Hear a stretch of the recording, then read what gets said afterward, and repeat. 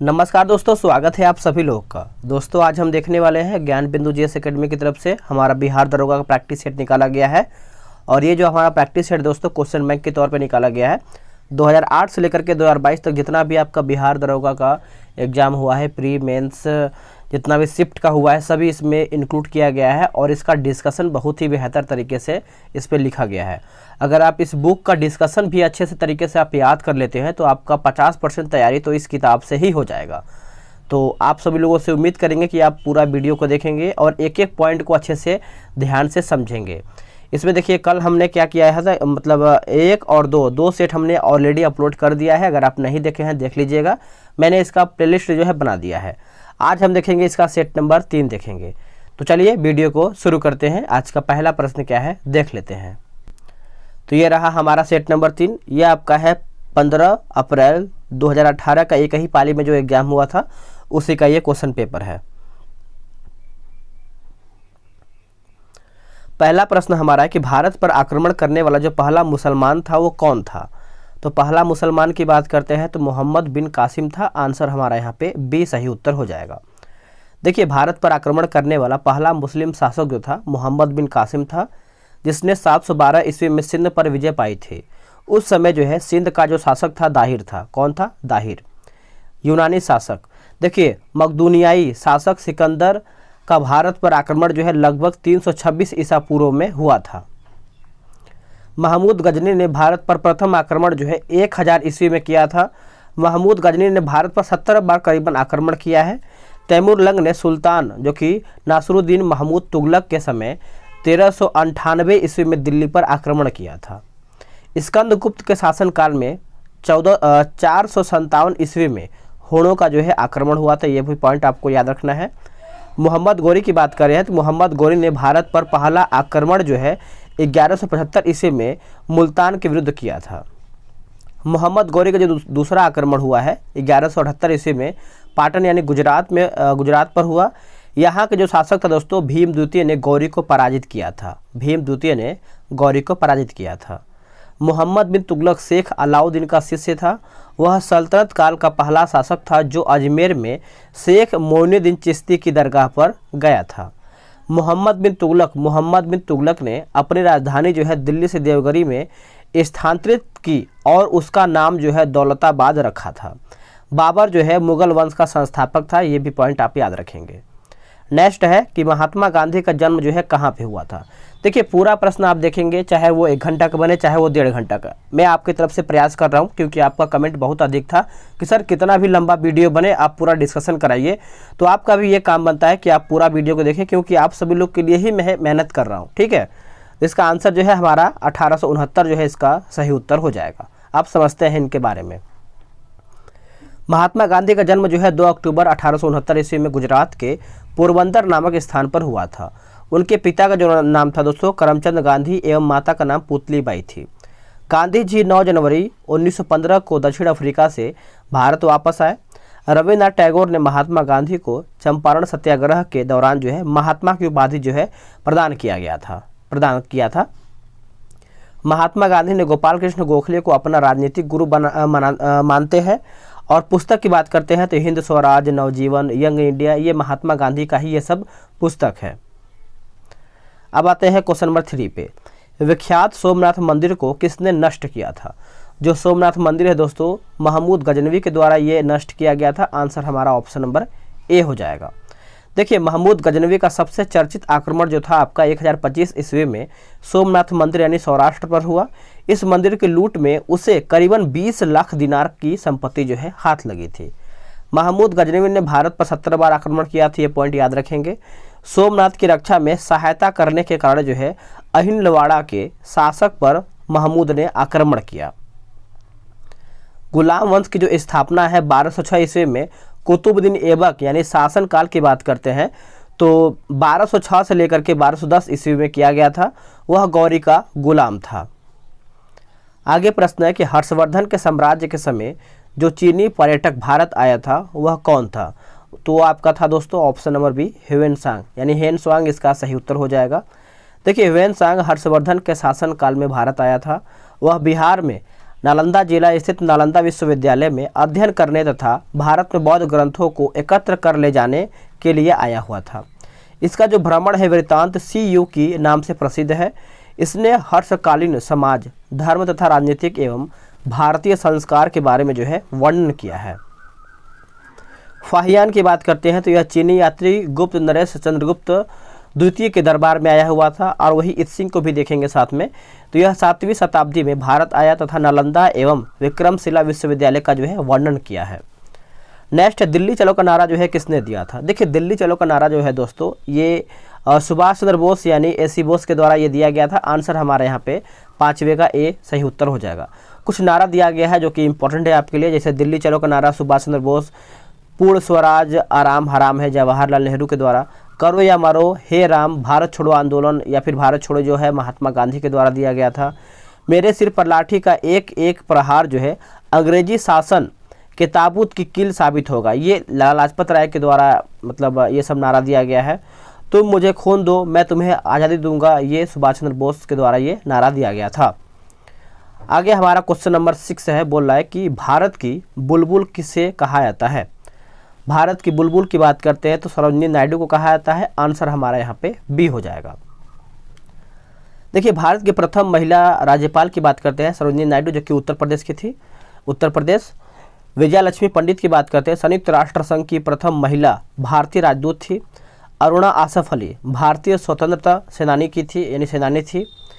सुचेता कृपलानी की बात करेंगे तो उत्तर प्रदेश, यह भारत की प्रथम महिला मुख्यमंत्री थी। नेक्स्ट है कि चंद्रगुप्त मौर्य के साम्राज्य की राजधानी थी।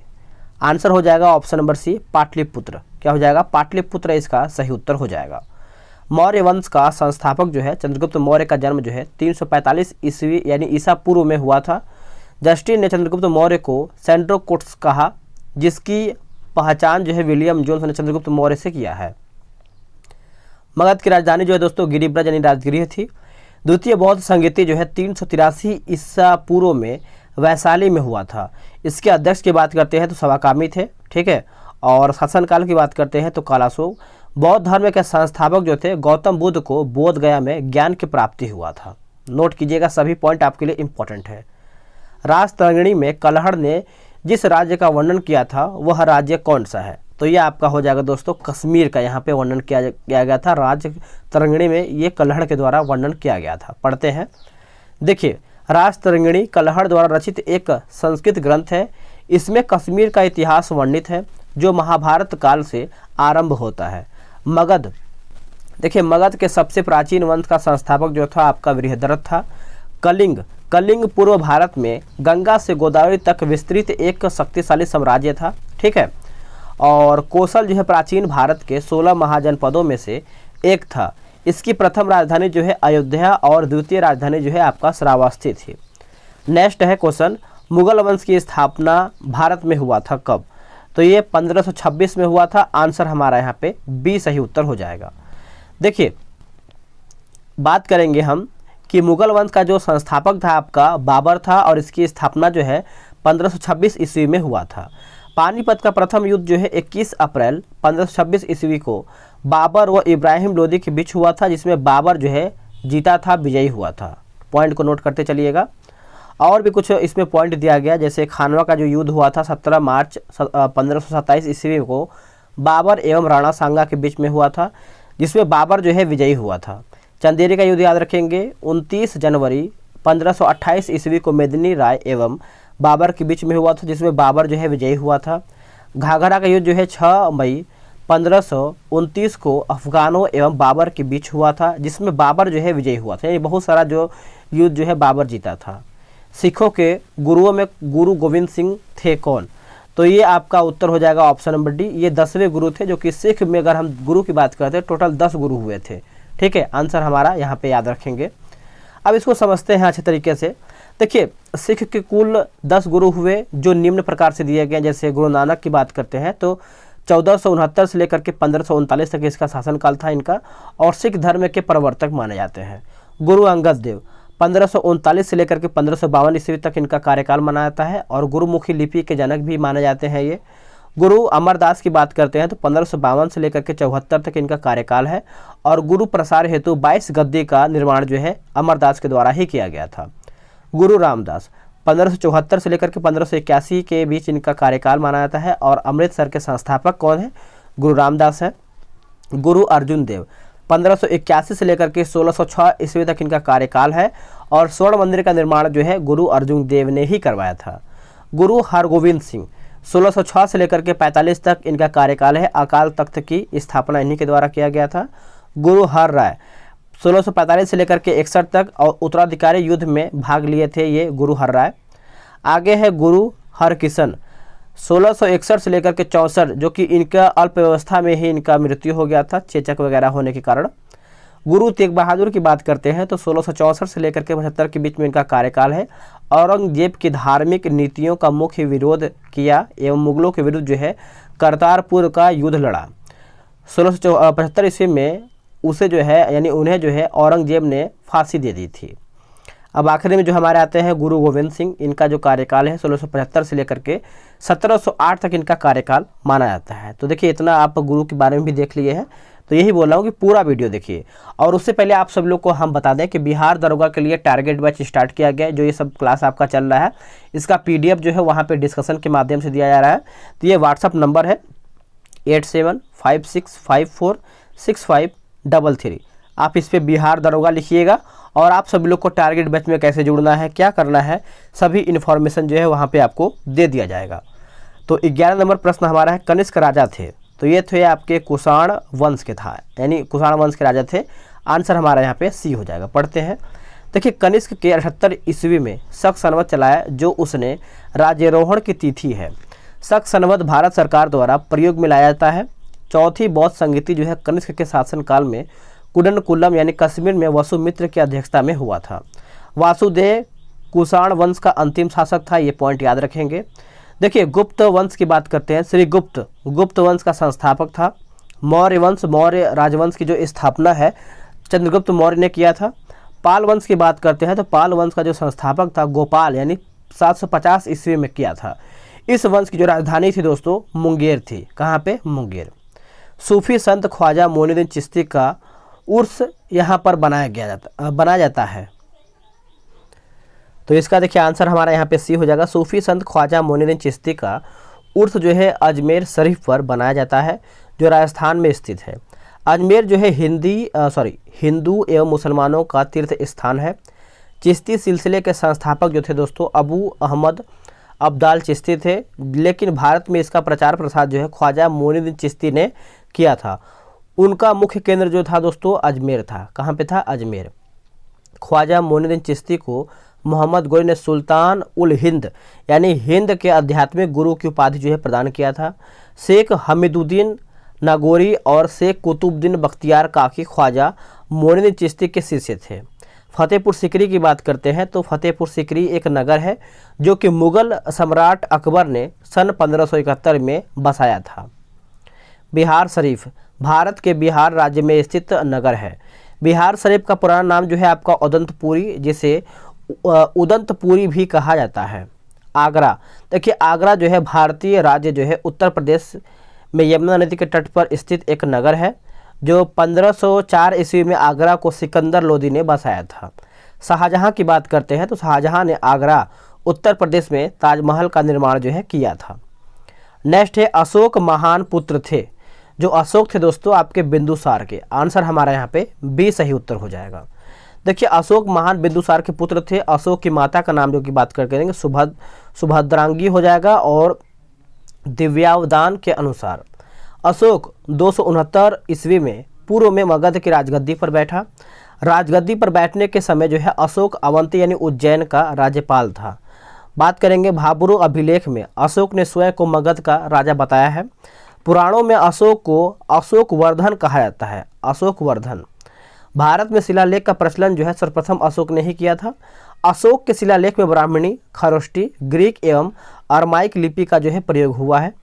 ब्राह्मी लिपि बाएं से दाईं तथा खरोष्टी जो है दाएं से बाईं लिखी जाती है। अशोक के सर्वाधिक अभिलेख जो है प्राकृतिक भाषा में है, सभी को पता होगा। अशोक के अभिलेख में उत्कीर्ण ब्राह्मणी लिपि को सर्वप्रथम जेम्स प्रिंसेप ने 1837 ईस्वी में पढ़ा है। बात करेंगे बिंबिसार के बारे में। देखिए हर्यक वंश का जो संस्थापक था दोस्तों, बिंबिसार मगध की गद्दी पर 544 ईस्वी पर यानी ईसा पूर्व बौद्ध ग्रंथ के अनुसार जो है बैठा था। वह बौद्ध धर्म का अनुयायी भी था आपका बिंबिसार। आगे कि वो प्रथम भारतीय राजा था जिसने प्रशासनिक व्यवस्था पर बल दिया। चंद्रगुप्त मौर्य जो है मौर्य वंश का संस्थापक चंद्रगुप्त मौर्य का जन्म जो है 345 ईसा पूर्व में हुआ था। जस्टिन ने चंद्रगुप्त मौर्य को सैंडोकोट्स कहा, जिसकी पहचान जो है विलियम जोस ने चंद्रगुप्त मौर्य से किया था। चलिए नेक्स्ट देखते हैं आगे हमारा प्रश्न क्या है। आगे हमारा है कि गर्म पानी के स्रोत कहाँ हैं। तो गर्म पानी की जो स्रोत है दोस्तों ये हमारा राजगिरी हो जाएगा। आंसर हमारा यहाँ पे ऑप्शन नंबर बी हो जाएगा। अब इसको समझते हैं। देखिए बोला कि गर्म पानी के स्रोत राजगिरी यानी मगध की राजधानी में स्थित है। राजगीर में ब्रह्मकुंड बिहार का सर्वाधिक उष्ण जलकुंड है, जिसका जल जो है तापमान की बात करेंगे तो 87 डिग्री है। बिहार में प्रमुख उष्ण जलकुंड है जिसमें से राजगीर नालंदा की बात करते हैं तो इसमें हमारा दिया गया है सूर्य कुंड, नानक कुंड, गोमुख कुंड और मखदूम कुंड। ठीक है, सतधारवा कुंड भी इसमें दिया गया है। मुंगेर की बात करते हैं तो लक्ष्मण कुंड मुंगेर का सबसे गर्म कुंड हो जाएगा जो कि 62 डिग्री सेल्सियस। लक्ष्मीश्वर कुंड हो जाएगा। उसके बाद हमारा यहाँ पे जन्म कुंड, सीता कुंड, रामेश्वरम कुंड, पंचतर कुंड, भीम कुंड, ऋषि कुंड, श्रृंगार ऋषि कुंड हो जाएगा। उसके बाद भरारी कुंड हो जाएगा। इसमें आपका कुंड दिया गया है। गया में हमारा अग्नि कुंड है। आगे सिंधु घाटी सभ्यता के लोग जो है पूजा करते थे तो आंसर हो जाएगा पशुपति की। आंसर हमारा यहाँ पे सी हो जाएगा। देखिए सिंधु घाटी सभ्यता के लोग धरती को उर्वरता की देवी मान करके उसकी पूजा किया करते थे। वृक्ष पूजा एवं शिव पूजा के साक्ष्य भी सिंधु सभ्यता से मिलते हैं। सिंधु सभ्यता में मात्र देवी की उपासना सर्वाधिक प्रचलित थी। सिंधु घाटी सभ्यता की खोज जो है 1921 ईस्वी में राय बहादुर दयाराम साहनी ने किया था। सिंधु घाटी सभ्यता जो है प्रागैतिहासिक एवं कांस्यकालीन है। कांस्यकालीन था। यह भारत की प्रथम नगरीय सभ्यता थी। देखिए सिंधु घाटी यानी सिंधु सभ्यता की लिपि जो है भाव चित्रात्मक है। यह लिपि दाईं से बाईं ओर लिखी जाती है। जब अभिलेख के एक अधिक पंक्तियों का होता है तो पहली पंक्ति जो है दाईं से बाईं की ओर तथा दूसरी पंक्ति जो है बाईं से दाईं की ओर लिखी जाती थी। सिंधु सभ्यता के लोगों ने नगरों तथा घरों के विन्यास के लिए ग्रिड पद्धति जो है अपनाया था। ग्रिड पद्धति। सिंधु घाटी सभ्यता में मुख्य फसल जो थे आपके गेहूं और जौ थे। सैंधोवासी जो थे मिठास के लिए शहद का प्रयोग करते थे और पर्दा प्रथा एवं वैश्यावृत्ति जो है सैंधव सभ्यता में प्रचलित था। इंद्र की बात करते हैं तो युद्ध का नेता एवं वर्षा का देवता माने जाते हैं। वरुण जो थे दोस्तों पृथ्वी एवं सूर्य के निर्माता, समुद्र का देवता, विश्व के नियामक एवं शासक, सत्य का प्रतीक, ऋतु परिवर्तन एवं दिन रात का कर्ता जो है वरुण को माना जाता है। चलिए आगे आते हैं। आगे देखते हैं। जैसे इसमें कुछ दिया गया है, इसमें बॉक्स बना। जैसे विष्णु की बात करते हैं विश्व के संरक्षण एवं पालनकर्ता, अग्नि देवता एवं मनुष्य के बीच मध्यस्थ। धौ की बात करते हैं तो आकाश का देवता सबसे प्राचीन। सोम जो है वनस्पति का देवता। उषा जो है प्रगति एवं उत्थान का देवता। अश्विन की बात करते हैं विपत्तियों को हरने वाला देवता। पूषण जो है पशुओं का देवता और मरुत जो है आंधी तूफान का देवता हो जाएगा। पुराने लिच्छवी राज्य की राजधानी थी। आंसर हो जाएगा वैशाली। Option number C. देखिए पाटलिपुत्र जो है दोस्तों उदयन अपने पिता अजातशत्रु की हत्या कर शासक बना। इसने गंगा तथा सोन नदी के संगम पर पाटलिपुत्र नगर को बसाया तथा अपनी राजधानी जो है राजगृह से पाटलिपुत्र में स्थानांतरित किया था। ठीक है। गया की बात करते हैं। 6 वर्ष तक अथक परिश्रम एवं घोर तपस्या के बाद जो है 35 वर्ष की आयु में वैशाख पूर्णिमा की रात पीपल बोधि वृक्ष के नीचे निरंजना यानी फल्गु नदी के तट पर सिद्धार्थ को ज्ञान प्राप्त हुआ। इसी दिन से वे तथागत हो गए एवं बुद्ध के नाम से जाने जाते हैं। ठीक है। भारत के सर्वोदय नेता लोकमान्य जयप्रकाश नारायण का जीवन काल पूछ रहा है तो 1902 से लेकर के 79। आंसर हमारा यहाँ पे सी हो जाएगा। अब इसको अच्छे से पढ़ते हैं। देखिए लोकनायक जयप्रकाश नारायण का जन्म जो है सारण जिले के सिताब दियारा नामक स्थान पर 11 अक्टूबर 1902 को हुआ था। उनके पिता का नाम जो है हर्षु दयाल तथा माता का नाम जो है आपका फुलरानी देवी था। प्रभावती देवी इनकी पत्नी थी। 8 अक्टूबर 1979 को जयप्रकाश नारायण का जो है देहांत हो गया था। लोक नायक जयप्रकाश नारायण को 1999 ईस्वी में मरणोपरांत जो है भारत रत्न से सम्मानित किया गया था। इन्हें जो है 1965 ईस्वी में मैग्सेसे पुरस्कार भी प्रदान किया गया है। पानीपत की जो तीसरी लड़ाई हुआ था कब हुआ था? तो आंसर हमारा यहाँ पे बी हो जाएगा। तो इसकी जो लड़ाई है दोस्तों 1761 में हुआ है। आंसर हमारा यहाँ पे बी हो जाएगा। देखिए पानीपत की पहली लड़ाई जो है 21 अप्रैल 1526 में बाबर एवं इब्राहिम लोदी के बीच हुई, जिसमें इब्राहिम लोदी की जो है हार हुई थी।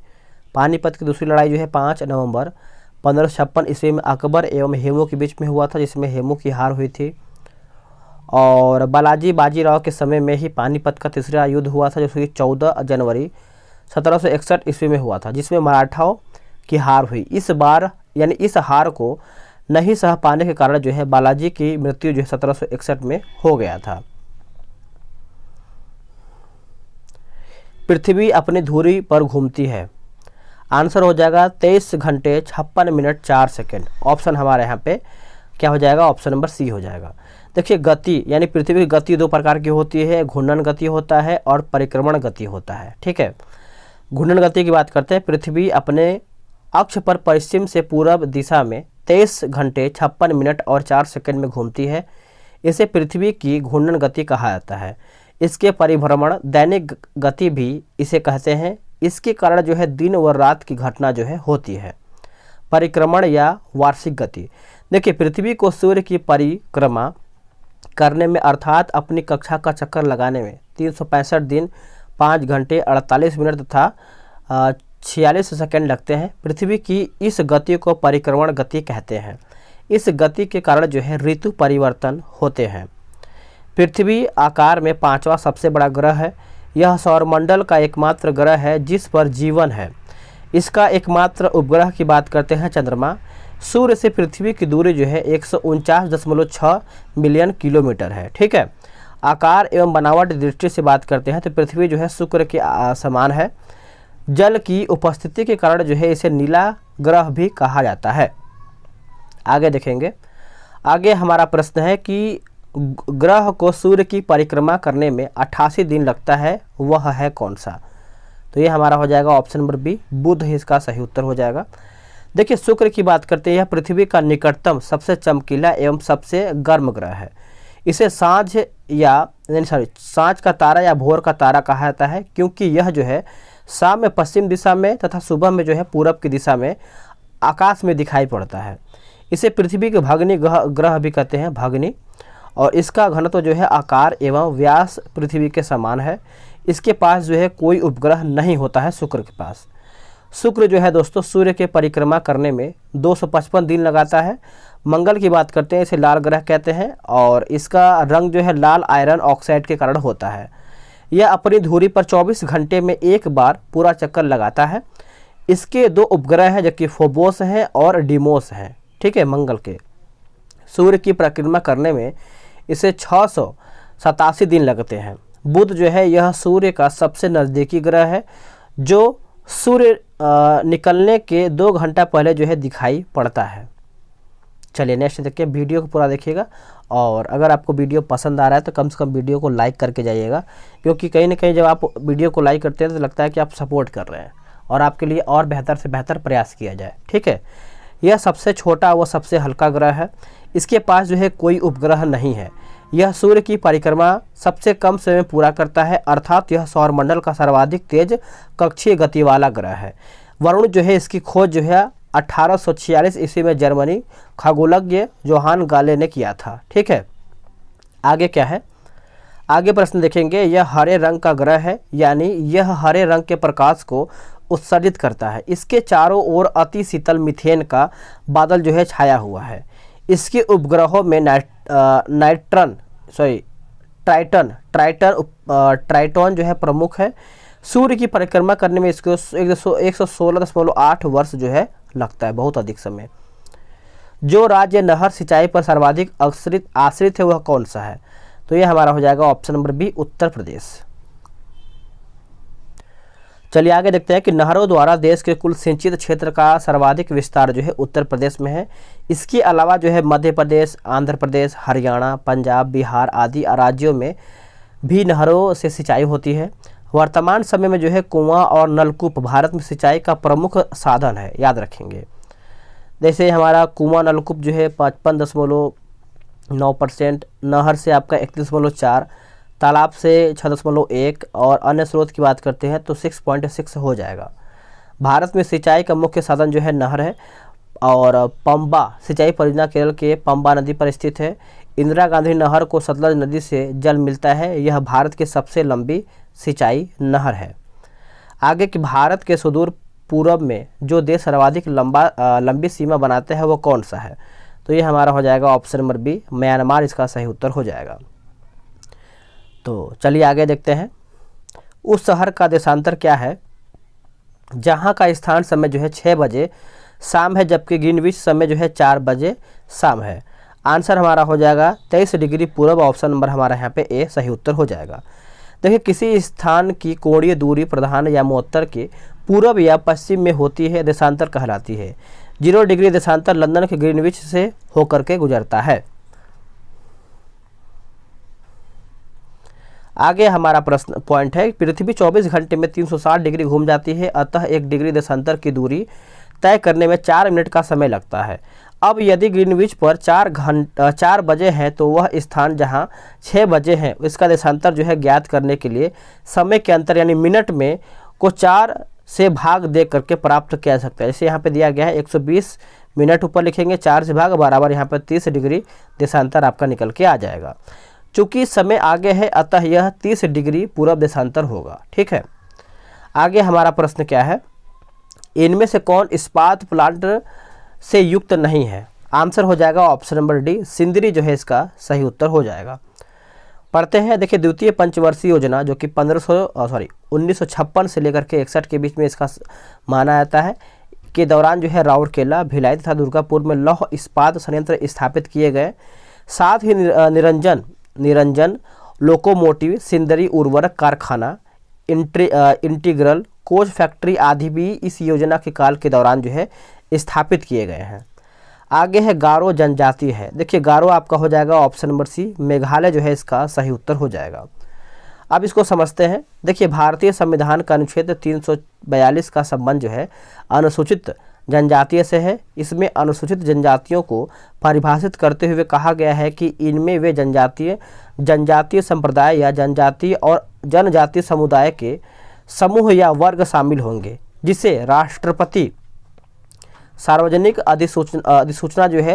अधिसूचना द्वारा जो है घोषित करेंगे। इसमें कुछ दिया गया, जैसे असम की बात करते हैं तो लूसाई, बोरो, राभा, कोछारी, बोडो, कोरबो ये सब हमारा जनजातीय है। मणिपुर का आपका कुकी हो जाएगा, तंगखुल हो जाएगा, थाडो हो जाएगा, नामा, मेटी या मेठी, ये सब देखिए एग्जाम में आता है, इसीलिए आप याद करके जाइएगा। मेघालय की बात करेंगे तो गारो, खासी, जैंते, ये तो बहुत इंपॉर्टेंट है, लेकिन मिकिर, भोई भी याद रखेंगे। मिजोरम जो है आपका मिजो, लाखे, पावो और चकमा। नेक्स्ट है कि सिंधु नदी की लंबाई उतनी ही है जितनी ब्रह्मपुत्र नदी की, यह लंबाई जो कितना है? तो 2900 किलोमीटर हो जाएगा, ऑप्शन हमारा यहाँ पे बी सही हो जाएगा।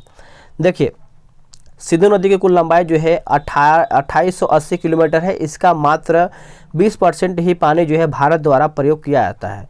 जो भारत पाक सिंधु जल समझौता 1960 के तहत जो है ब्रह्मपुत्र नदी की कुल लंबाई जो है 2900 किलोमीटर है, जो सिंधु नदी की लंबाई के लगभग बराबर है। आगे है बोला कि मॉर्निंग स्टार जो है किससे कहा जाता है? तो इसका बताइए क्या हो जाएगा, यानी सुबह का तारा, एक तरीके से भोर का तारा बोलते हैं। तो आपका यहाँ पे उत्तर जो है शुक्र जो है इसका सही उत्तर हो जाएगा। आंसर देखिए यहाँ पे बी दिया है। ठीक है, अब इसको पढ़ते हैं अच्छे तरीके से। देखिए इससे पृथ्वी का, अब मैंने अभी तो एक्सप्लेन कर ही दिया है शुक्र के बारे में, तो बृहस्पति को देख लेते हैं। यह सौर मंडल का सबसे बड़ा ग्रह है। इसके उपग्रह जो है गैनीमीड यानी पीले रंग का सभी ग्रहों में सबसे बड़ा होता है। मंगल भी पढ़ लिए लेकिन फिर से पढ़ लेते हैं। देखिए इसे लाल ग्रह कहा जाता है। इसका रंग जो है लाल आयरन ऑक्साइड के कारण होता है। इसे 2 उपग्रह है, फोबोस और डिमोस है। शनि यानी सैटर्न की बात करते हैं, यह आकार में दूसरा सबसे बड़ा ग्रह है। इसके तल के चारों ओर वलय का होना यानी मोटी प्रकाश वाली कुंडली। वलय की जो संख्या है 7 है। यह आकाश में पीले तारे के समान जो है दिखाई पड़ता है। शनि का जो सबसे बड़ा उपग्रह है टाइटन है, जो सौरमंडल का दूसरा सबसे बड़ा उपग्रह है। यह आकार में बुध के बराबर होता है या फिर बुध के बराबर है। राज्यसभा में सदस्यों की जो अधिकतम संख्या है होती है वो कितना है, तो 250 हो जाएगा। ऑप्शन हमारा यहाँ पे सी सही हो जाएगा। देखिए राज्यसभा जो है दोस्तों यह एक स्थायी संस्था है, क्योंकि इसका विघटन जो है नहीं होता है। राज्यसभा की अधिकतम संख्या 250 निर्धारित है, जिसमें 238 सदस्य जो है राज्यों तथा संघ राज्य क्षेत्रों से निर्वाचित होते हैं तथा जो 12 होते हैं सदस्य जो होते हैं राष्ट्रपति द्वारा जो है मनोनीत किए जाते हैं। अनुच्छेद 80 के 3 में की बात करते हैं तो साहित्य, विज्ञान, कला और समाज सेवा के क्षेत्र में जो है विशिष्ट स्थान रखते हैं, उन्हीं को राष्ट्रपति जो है मनोनीत करते हैं। वर्तमान में राज्यसभा में 245 सदस्य हैं, जिसमें 229 राज्य के 4 संघ राज्य क्षेत्र से और 12 मनोनीत सदस्य होते हैं। इसके सदस्य की बात करते हैं 6 वर्ष के लिए निर्वाचित होते हैं। देखिए सदस्य पूछ रहा है, सदस्य बोल रहा है, तथा 1/3 सदस्य जो होते प्रति 2 वर्ष पर अवकाश ग्रहण करते हैं, अनुच्छेद 83 के 1 के द्वारा। राज्यसभा सदस्य के लिए कुछ अर्हता दिया गया, जैसे वह भारत का नागरिक हो, अनुच्छेद 84, आयु जो है 30 वर्ष से कम न हो, अनुच्छेद 84, संसद द्वारा निर्धारित योग्यता जो है धारण करता हो, चंडीगढ़, अंडमान एवं निकोबार, लद्दाख, दादर एवं नागर हवेली और दमन दीव एक लक्षद्वीप का राज्यसभा में यानी एवं की बात करते हैं, लक्षद्वीप का राज्यसभा में कोई प्रतिनिधित्व जो है नहीं है। आगे है जो बोला कि जो सदस्य लोकसभा के अध्यक्ष का चुनाव कराते हैं वे होते हैं कौन, तो ये लोकसभा के होते हैं। आंसर हमारा यहाँ पे ऑप्शन नंबर डी हो जाएगा। देखिए संविधान के अनुच्छेद 93 के अनुसार लोकसभा स्वयं ही अपने सभी सदस्यों में से एक अध्यक्ष और एक उपाध्यक्ष जो है चुनेगी। अध्यक्ष की बात करते हैं तो उपाध्यक्ष को तथा उपाध्यक्ष जो है अध्यक्ष को त्यागपत्र देता है, यानी एक दूसरे को सभी लोग त्यागपत्र देते हैं। लोकसभा के अध्यक्ष के रूप में शपथ नहीं लेता है, बल्कि सामान्य सदस्य के रूप में जो है शपथ लेता है। लोकसभा के भंग होने की स्थिति में अध्यक्ष जो है अपना त्याग यानी अपना पद जो है अगली लोकसभा की पहली बैठक होने तक रिक्त नहीं करता है। लोकसभा में अध्यक्ष की अनुपस्थिति में उपाध्यक्ष जो है उपाध्यक्ष की स्थिति में जो है राष्ट्रपति द्वारा बनाए गए वरिष्ठ सदस्यों का पैनल में से कोई व्यक्ति जो है पीठासीन होता है। इस पैनल में आमतौर पर 6 सदस्य जो है होते हैं। प्रथम लोकसभा का जो कार्यकाल है 17 अप्रैल 1952 ईस्वी से लेकर के 4 अप्रैल 1957 ईस्वी तक रहा है। प्रथम लोकसभा अध्यक्ष की बात करते हैं तो जी.वी. मावलंकर एवं उपाध्यक्ष जो थे आपके अनंत शयन अयंगर थे। नोट की बात करते हैं तो न्यूनतम 55 संसद वाला दल ही लोकसभा में विपक्षी दल होने का दावा कर सकता है। लोकसभा की सीटों का जो है 10% होना चाहिए। वर्तमान की बात करते हैं 17वीं लोकसभा के अध्यक्ष जो थे आपके अध्यक्ष जो है ओम बिरला है, ओम बिरला। भारत के राष्ट्रपति जिन सदस्यों द्वारा चुने जाते हैं वे होते हैं कौन, तो पार्लियामेंट या राज्यों की विधानसभाओं के। आंसर हमारा ऑप्शन नंबर सी हो जाएगा। देखिए राष्ट्रपति जो थे अनुच्छेद 52 में यह कहा गया है कि भारत का एक राष्ट्रपति होगा। अनुच्छेद 53 यह घोषणा किया गया है कि संघ की कार्यपालिका जो है शक्ति जो है राष्ट्रपति में निहित है। राष्ट्रपति भारत का राज्य प्रमुख होता है और संवैधानिक प्रकरण में राष्ट्रपति का पद जो है सर्वोच्च होता है। राष्ट्रपति भारत का प्रथम नागरिक भी होता है। राष्ट्रपति के निर्वाचन के बारे में कुछ इसमें दिया गया, जैसे भारत के राष्ट्रपति का चुनाव जो है राष्ट्रपति तथा उपराष्ट्रपति निर्वाचन अधिनियम 1952 ईस्वी के अंतर्गत जो है संविधान के अनुच्छेद 55(3) के अनुसार जो है अप्रत्यक्ष रूप से अनुपातित प्रतिनिधित्व प्रणाली के एकत्र संक्रमणीय पद्धति से गुप्त मतदान द्वारा यहाँ पे होता है। चलिए आगे देखते हैं कुछ अनुच्छेद 54 के बारे में। जैसे दिया गया है कि अनुच्छेद 54 के राष्ट्रपति का निर्वाचन एक निर्वाचन मंडल द्वारा होता है, जिसमें निम्न शामिल होते हैं, जैसे संसद के दोनों सदनों के निर्वाचित सदस्य, राज्यों की विधानसभाओं के निर्वाचित सदस्य हो जाएंगे। 17वें संविधान संशोधन अधिनियम 1992 द्वारा केंद्र शासित प्रदेशों दिल्ली एवं पुडुचेरी के निर्वाचित सदस्यों को भी इसमें शामिल किया गया है। संसद के दोनों सदनों के मनोनीत सदस्य जो है राज्य विधानसभाओं के मनोनीत सदस्य राज्य विधान परिषदों, जहां पर द्विसदनीय विधायिका हैं के सदस्य निर्वाचित एवं मनोनीत और दिल्ली और पुडुचेरी विधानसभा के मनोनीत सदस्य राष्ट्रपति के निर्वाचन में भाग नहीं लेते हैं। तो पॉइंट को देखिए, सभी आराम से पढ़िएगा, आपके लिए सभी पॉइंट जरूरी है और डिस्कशन भी बहुत लंबा चौड़ा दिया गया है। इनमें से कौन भारत के राष्ट्रपति द्वारा नियुक्त नहीं है? आंसर हो जाएगा उपराष्ट्रपति, ऑप्शन नंबर डी। तो ये सब तो मैंने उपराष्ट्रपति के बारे में पढ़ ही लिया है, जो है इसमें देख लेते हैं। जैसे राष्ट्रपति की बात करते हैं तो मुख्य न्यायाधीश शपथ दिलाता है और त्यागपत्र जो है उपराष्ट्रपति, एक दूसरे को मैंने बोला था, उपराष्ट्रपति, राष्ट्रपति और राष्ट्रपति आपका हो जाएगा। राज्यपाल जो है राज्य उच्च न्यायालय के मुख्य न्यायाधीश मुख्य न्यायाधीश की बात करते हैं राष्ट्रपति दिलाता है और राष्ट्रपति को ही त्यागपत्र दिया जाता है। मुख्यमंत्री राष्ट्रपति त्यागपत्र और मुख्यमंत्री को शपथ जो है राष्ट्रपति दिलाता है और त्यागपत्र भी राष्ट्रपति को दिया जाता है। लोकसभा के अध्यक्ष शपथ नहीं होता है और उपाध्यक्ष को इसको त्यागपत्र दिया जाता है। आगे कि विभिन्न राजनीतिक दलों की स्वीकृति जो है राष्ट्रीय पार्टी अथवा प्रादेशिक पार्टी के रूप में कौन प्रदान करता है? तो कौन प्रदान करता है दोस्तों? तो चुनाव आयोग के द्वारा ये प्रदान किया जाता है। आंसर हमारा बी हो जाएगा। देखिए, संविधान के भाग 15 के अनुच्छेद 324 से लेकर के 329 में निर्वाचन से संबंधित जो है उपबंध किया गया है। देखिए, भारत निर्वाचन आयोग की स्थापना जो है 25 जनवरी, माफ़ कीजिएगा, थोड़ा सा दिक्कत है क्योंकि लगातार पढ़ते पढ़ते कभी कभी मिस्टेक हो जाता है।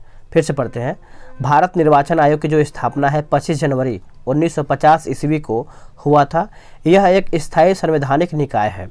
राष्ट्रीय दलों के रूप में मान्यता की बात करते हैं तो वर्तमान में किसी दल को राष्ट्रीय दल का दर्जा प्राप्त करने के लिए निम्नलिखित अर्हताएं जो है पूरी करनी होगी। चलिए आगे देखते हैं कि पंचायती राज लागू किया गया है तो ये 1959 में। आंसर हमारा यहाँ पे ऑप्शन नंबर डी हो जाएगा।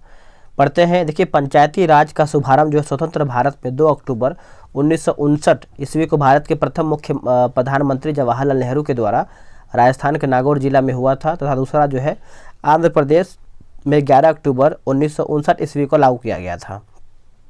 संविधान के अनुच्छेद 40 में यह निर्दिष्ट है कि राज्य पंचायतों के संगठन के लिए कदम उठाएगा।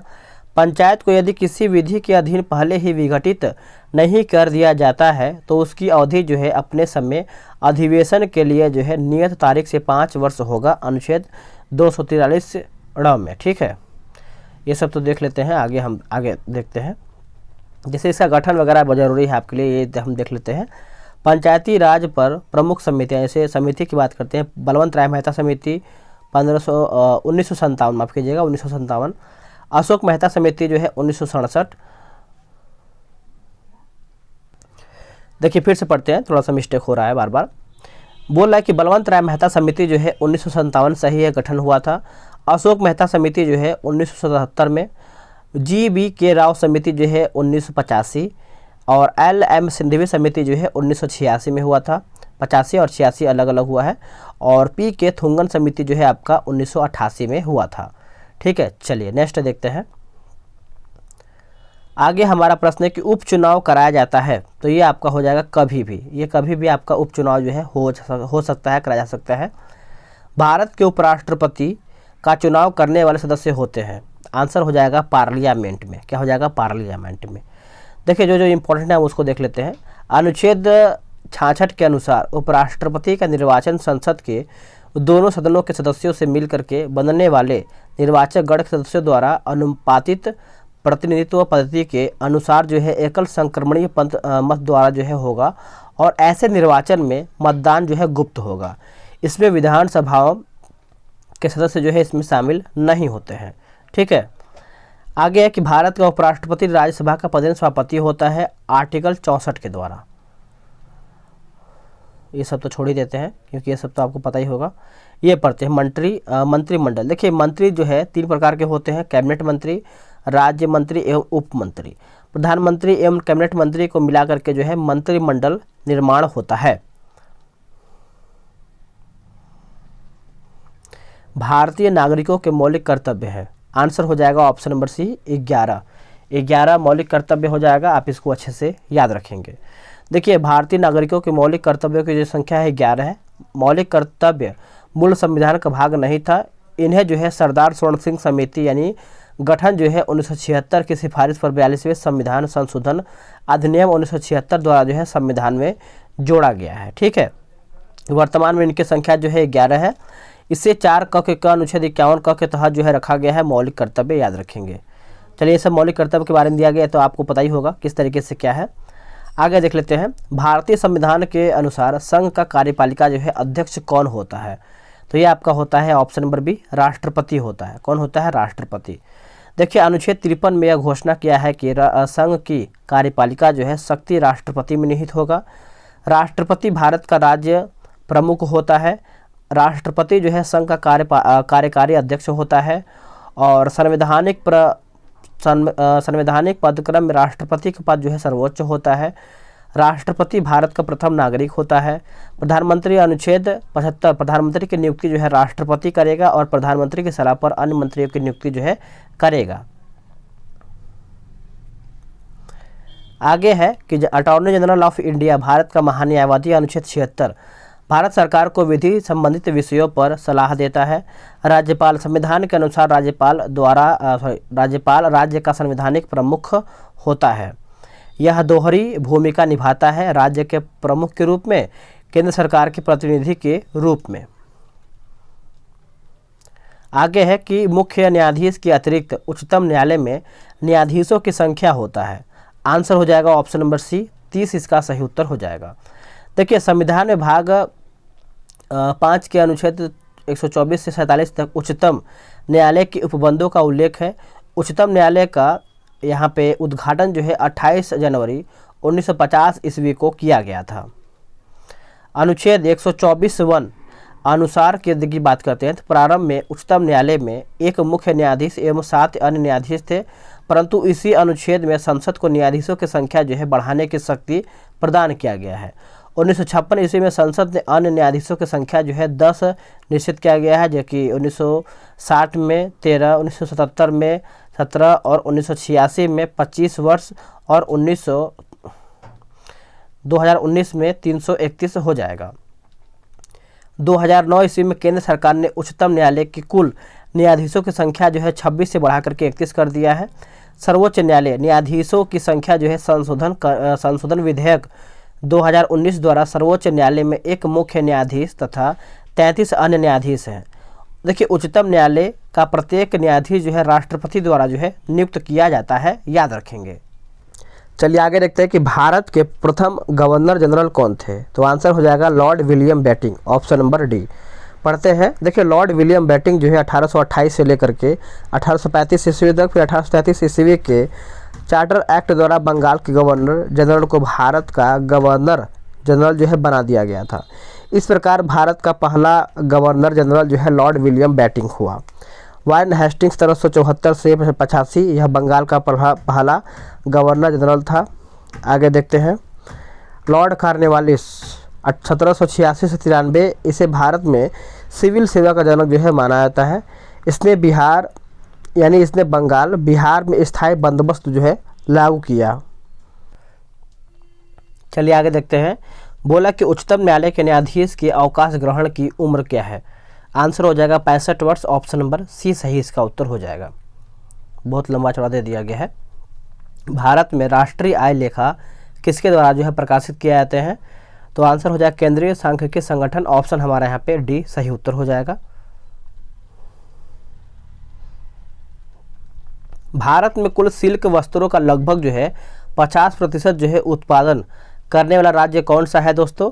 तो यह हमारा हो जाएगा ऑप्शन नंबर डी, कर्नाटक जो है इसका सही उत्तर हो जाएगा। देखिए, पीडीएफ के लिए मैं आप सभी लोगों से बोल रहा हूँ कि व्हाट्सअप नंबर पे आप मैसेज कीजिए बिहार दरोगा। मैं आपको बिहार दरोगा का जो टारगेट बैच बनाया गया है उसमें आपको ज्वाइन करा दूंगा। उसमें सभी लोग सेट लगा रहे हैं और आपको 149 रुपये का पेमेंट करना होगा। ठीक है, मिनिमम पेमेंट है। एक बार आप पेमेंट कर देते हैं तो जब तक बिहार दरोगा का प्री नहीं होता है तब तक आप हमसे जुड़े रहेंगे। ऐसे मार्केट में जो भी आपका किताब आएगा, जैसे ज्ञान बिंदु हो गया, रिटेरिया आ गया, स्पार्क हो गया, किरण हो गया, तो सब आपको वहाँ पे दिया जाएगा। एक ही बुक नहीं, बहुत सारा किताब आपको दिया जाएगा। ठीक है, तो आप जल्दी से ज्वाइन हो जाइए। भारत सरकार सबसे ज़्यादा जो है राजस्व एकत्रित करता है, तो आंसर बताइए कमेंट में क्या होगा। तो इसका सही आंसर देखिए यहाँ पे निम्न राजस्व की प्राप्ति जो है सीमा शुल्कों से होता है। सीमा शुल्क से प्राप्त राजस्व का बंटवारा जो है राज्य को नहीं करना होता है। ठीक है, चलिए नेक्स्ट देखते हैं। नाबार्ड नाम है, देखिए नाबार्ड जो नाम है दोस्तों कृषि की सहायता के लिए विशिष्ट बैंक का है। आंसर हमारा ऑप्शन नंबर सी सही उत्तर हो जाएगा। बेरी बेरी खुराक में किसकी कमी की वजह से होता है? आंसर हो जाएगा vitamin B1। Vitamin B1 option number B. 50 से थोड़ा सा एक्सप्लेन करेंगे इसको हम। जब कोई वस्तु पानी में डुबाई जाती है तो उसके भार में कमी डैश के बराबर होता है। उत्तर हमारा हो जाएगा ऑप्शन नंबर डी, उसके द्वारा हटाए द्रव्य के भार। डी इसका सही उत्तर हो जाएगा। चलिए नेक्स्ट हम क्वेश्चन देखेंगे। अगला हमारा प्रश्न है, बोल रहा है कि कौन सा उद्भिद दूसरे वृक्षों की टहनियों पर वृद्धि करता है? आंसर हो जाएगा हमारा आर्किड। क्या हो जाएगा? आर्किड इसका सही उत्तर हो जाएगा। उस खगोल भौतिक शास्त्री का नाम बताइए जो एक क्षय तांत्रिक रोगों से पीड़ित है, तंत्र से पीड़ित है और केवल कंप्यूटर के माध्यम से ही अपनी बात कह सकता है। तो सभी को पता ही होगा, Stephen Hawkins. Stephen Hawkins option number C. खाने का सोडा है, देखिए खाने का सोडा जो है सोडियम बाइकार्बोनेट हो जाएगा। आंसर हमारा यहाँ पे डी सही उत्तर हो जाएगा। बोला कि वेल्डिंग के लिए किस मिश्रण का उपयोग जो है किया जाता है? वेल्डिंग के लिए आंसर हमारा हो जाएगा आयरन ऑक्साइड और एल्यूमिनियम। ऑप्शन हमारा यहाँ पे ए सही उत्तर हो जाएगा। अब 51 से थोड़ा सा एक्सप्लेन करेंगे।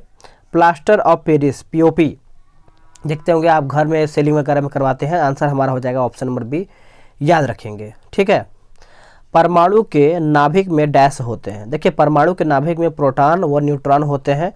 नाभिक में उपस्थित मूल कणों जैसे प्रोटॉन एवं न्यूट्रॉन को न्यूक्लियॉन कहते हैं। न्यूक्लियॉन कहते हैं, याद रखेंगे। आगे हमारा प्रश्न है कि आंख के किस भाग पर वस्तु का प्रतिबिंब जो है बनता है? तो ये हमारा बनता है रेटिना पर। कहाँ बनता है? Retina, option number C. देखिए रेटिना जो है आपका रक्त पटल के नीचे आंख के सबसे भीतर एवं पारदर्शी झिल्ली होती है, उसे रेटिना यानी दृष्टि पटल कहते हैं। यह प्रकाश सिराओं की एक फिल्म होती है। ये सिराएं जो है वस्तुओं की प्रतिबिंबों के रूप, रंग और आकाश का ज्ञान मस्तिष्क तक पहुंचता है। रेटिना पर वस्तु का प्रतिबिंब जो है उल्टा एवं वास्तविक बनता है, याद रखेंगे। कॉर्निया की बात करते हैं तो आंख बाहर से एक कठोर व पारदर्शी श्वेत झिल्ली से ढकी रहती है जिसे दृढ़ पटल कहते हैं। दृढ़ पटल के सामने वाला भाग जो है कुछ उभरा हुआ रहता है जिसे कार्निया कहते हैं। नेत्रदान में बात करते हैं, कार्निया नेत्रदान जो है कार्निया ही दान में दिया जाता है। आइरिस, देखिए कार्निया के पीछे एक रंगीन अपारदर्शी झिल्ली का पर्दा होता है जिसे हम आइरिस कहते हैं। आइरिस कहते हैं। आँख के रंग का मतलब जो होता है आइरिस के रंग से होता है। आइरिस का कार्य जो है आँख में जाने वाले प्रकाश को नियंत्रित करना होता है। पुतली के पीछे जो नेत्र लेंस होता है उसे हम उत्तर लेंस भी कहते हैं। नेक्स्ट हमारा प्रश्न क्या है? सोडियम क्लोराइड में उपस्थित कौन सी अशुद्धता जो है नमी सोखता है? तो मैग्नीशियम क्लोराइड हो जाएगा। ऑप्शन हमारा यहाँ पे बी सही उत्तर हो जाएगा। देखिए सोडियम की बात करते हैं तो यह एक क्षार धातु है। यह अत्यंत अभिक्रियाशील सफ़ेद व मुलायम धातु है जो प्रकृति में स्वतंत्र अवस्था में नहीं पाई जाती है।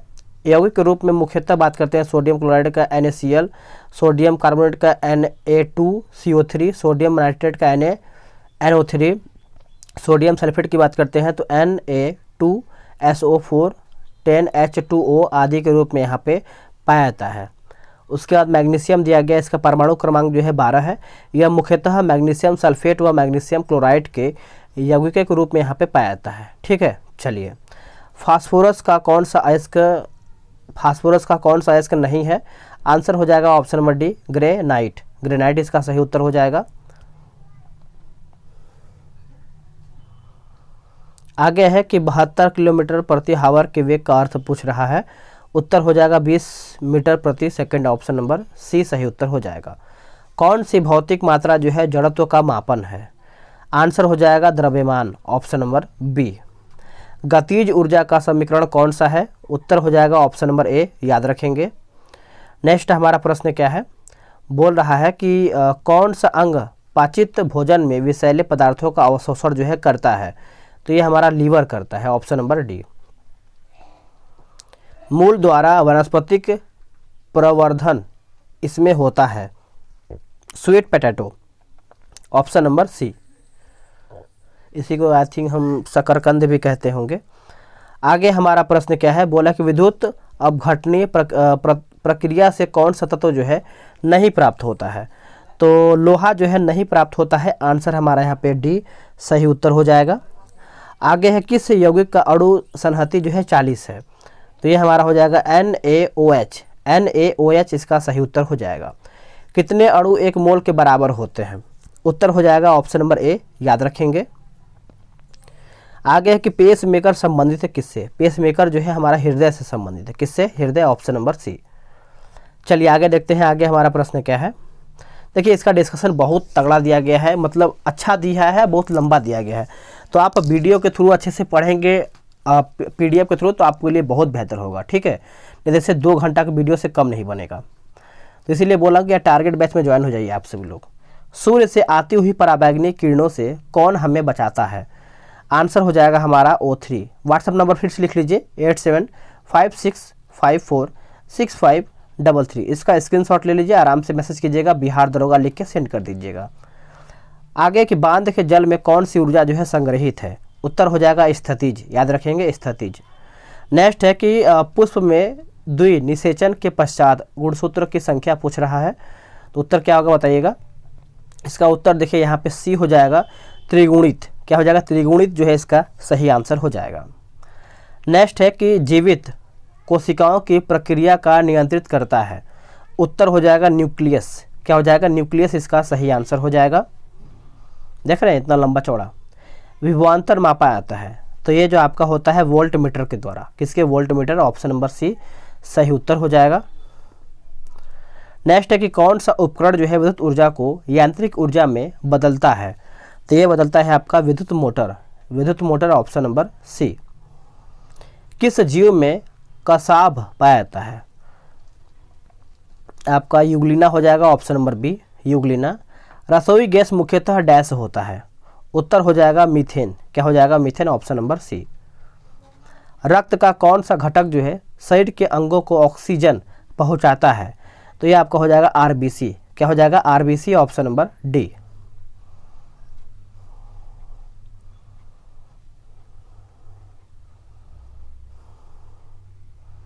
बहुत लंबा चौड़ा दे दिया है कि क्वेश्चन का एक पेज में। रासायनिक तत्वों के दूसरे तत्वों से कौन, फिर से पढ़ लेते हैं इसको। रासायनिक तत्वों के दूसरे तत्वों से योग करने की क्षमता का पता लगाया जाता है, तो आपका संयोजकता हो जाएगा, ऑप्शन नंबर यहाँ पे डी सही हो जाएगा। नेक्स्ट हमारा प्रश्न क्या है, बोला कि प्राणी कोशिका में कौन सी कोशिकांग कभी भी नहीं पाई जाती है, उत्तर हो जाएगा सेल भित्ति, ऑप्शन नंबर सी। चलिए नेक्स्ट क्वेश्चन देखते हैं। आगे कि मानव के कायिक कोशिका में गुणसूत्र होते हैं, उत्तर हो जाएगा ऑप्शन नंबर सी हो जाएगा, 46 गुणसूत्र होते हैं, याद रखेंगे, भूलेंगे नहीं। कुछ गुणसूत्र देख लेते हैं, जैसे मक्का में जो होता है 20, टमाटर में 24, मेढक में 26, नींबू में 18, 36, बिल्ली में 38 होता है, गेहूं में 42, खरगोश में 44, मनुष्य में 46, ये सब तो आप जानते ही होंगे। आगे है कि जल जिसमें कैल्शियम अथवा मैग्नीशियम के घुलनशील लवण होते हैं कहलाता है क्या, तो ये आपका कठोर जल हो जाएगा, ऑप्शन नंबर ए सही उत्तर हो जाएगा। रक्त का कौन सा अवयव शरीर के मांसपेशियों में ऑक्सीजन एकत्रित करता है, तो ये करता है हीमोग्लोबिन, क्या करता है, हीमोग्लोबिन, इसका सही उत्तर हो जाएगा। परिदर्शी यानी परिस्कोप किस सिद्धांत पर कार्य करता है, तो उत्तर हो जाएगा परावर्तन, ऑप्शन नंबर डी सही उत्तर हो जाएगा।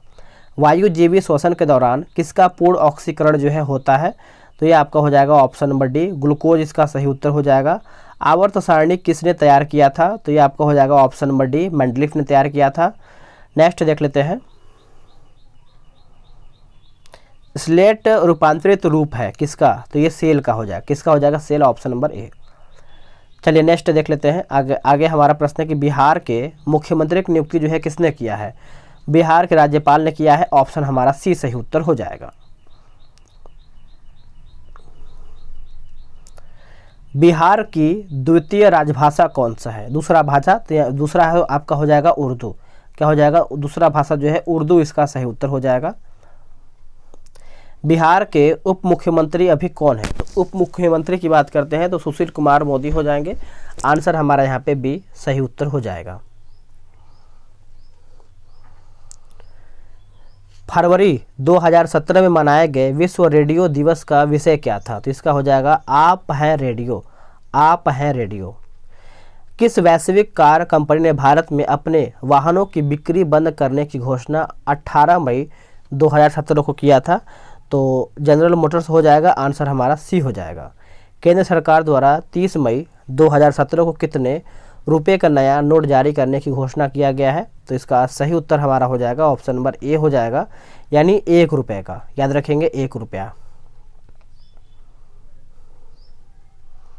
ये सब जान लीजिए, ज़रूरी है आपके लिए। जैसे 10 रुपये का नोट पे जो है आपका चॉकलेट ब्राउन कलर का होता है, कोणार्क का सूर्य मंदिर बना हुआ है। 20 रुपये का हरित पीला एलोरा की गुफा है। 50 रुपये का आपका फ्लोरोसेंट ब्लू कलर का है, हम्पी का पत्थर से बना होता है, हम्पी के पत्थर से बना रथ, मतलब उस पर छपा हुआ चित्र है। 100 रुपये का आपका लेवेंडर कलर हो जाएगा, रानी का वाव। 200 रुपये आपका है ब्राइट येलो, सांची स्तूप बना हुआ है। 500 रुपये आपका स्टोन ग्रे लाल किला, और 2000 का मेजेंटा आपका मंगलयान बना हुआ है। आगे है कि रामनाथ कोविंद राष्ट्रपति पद का प्रत्याशी बनाए जाने के समय किस राज्य के राज्यपाल के पद में थे? तो पद से आंसर हमारा यहाँ पे सी हो जाएगा, बिहार। भारत है एक क्या? तो इनमें से कोई भी नहीं हो जाएगा। भारत एक पंथ निरपेक्ष राष्ट्र है। पंथ निरपेक्ष राष्ट्र अर्थ है कि सभी धर्म एक समान है। विश्व बैंक का दूसरा नाम पूछ रहा है, आंसर हो जाएगा IBRD। IBRD ऑप्शन हमारा सी सही उत्तर हो जाएगा। आगे हमारा कि संयुक्त राष्ट्र संघ स्थापित हुआ है 1945 में, वर्ष 1945 में। विश्व का सबसे बड़ा दूरदर्शी कहाँ पर स्थित है? तो चीन में है, ऑप्शन नंबर डी। न्यूजीलैंड का कौन सा पक्षी विलुप्त हो रहा है? तो मोवा हो जाएगा, ऑप्शन नंबर सी सही उत्तर हो जाएगा। 8 मार्च को मनाया जाता है क्या? तो 8 मार्च को क्या मनाते हैं दोस्तों? तो विश्व महिला दिवस के रूप में मनाते हैं। ऑप्शन हमारा यहाँ पे डी हो जाएगा। TRP का अर्थ क्या है? तो टेलीविज़न रेटिंग पॉइंट हो जाएगा, ऑप्शन नंबर डी सही उत्तर हो जाएगा। कौन सी विश्व निकाय 1920 ईस्वी में स्थापित हुई और 1946 ईस्वी में भंग हो गया? तो लीग ऑफ नेशंस हो जाएगा, ऑप्शन नंबर सी सही उत्तर हो जाएगा। समुदाय के स्वास्थ्य का पता चलता है, तो ये आपका हो जाएगा शिशु मृत्यु दर से, ऑप्शन नंबर बी सही उत्तर हो जाएगा। चलिए नेक्स्ट देखते हैं। मध्य प्रदेश के नेपा नगर में स्थित है क्या? तो ये आपका हो जाएगा न्यूज प्रिंट फैक्ट्री हो जाएगा, ऑप्शन हमारा यहाँ पे बी सही उत्तर हो जाएगा। आगे आखिरी प्रश्न होगा, देख लेते हैं उसको भी हम। ये रहा नीचे आखिरी प्रश्न। त्रिपिटक धार्मिक ग्रंथ है किसका? तो ये आपका हो जाएगा त्रिपिटक बौद्धों का यहाँ पे धार्मिक ग्रंथ है। देखिए हिंदू का आपका यहाँ पे रामायण व महाभारत, ईसाई का बाइबिल, यहाँ पे कुरान हो जाएगा, इस्लाम का सिख का गुरु ग्रंथ साहिब, पारसी का आपका जैन अवेस्ता हो जाएगा, यहूदी का तुराव, जैन का कल्पसूत्र और भागवती सूत्र, बौद्ध का त्रिपिटक हो जाएगा। तो दोस्तों यहीं पर हमारा सेट समाप्त होता है। वीडियो को लाइक और शेयर कीजिएगा, और अगर आपका कोई सुझाव है तो आप सुझाव के माध्यम से अपना कमेंट कीजिएगा, और टारगेट बैच में जल्दी से ज्वाइन हो जाइए। मिलते हैं एक नई वीडियो में, आज के लिए इतना ही। जय हिंद।